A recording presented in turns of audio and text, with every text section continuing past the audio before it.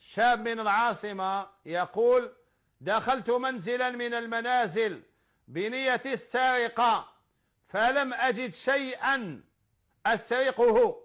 طحت في واحد قال لي المسكين ما صابش كاع واش يسرق.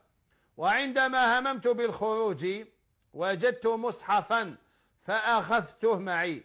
فهل هذه آية من آيات الله؟ وما تفسير هذا؟ يعني لو كان ناظم للدار وكسلك عظامك بعصا مصنوعة من الزبوج، جابها من زيتونة من الزبربر، لو كان كسلك عظامك هنا تكون الآية البالغة من آيات الله. راهو يحوس على آية من آيات الله.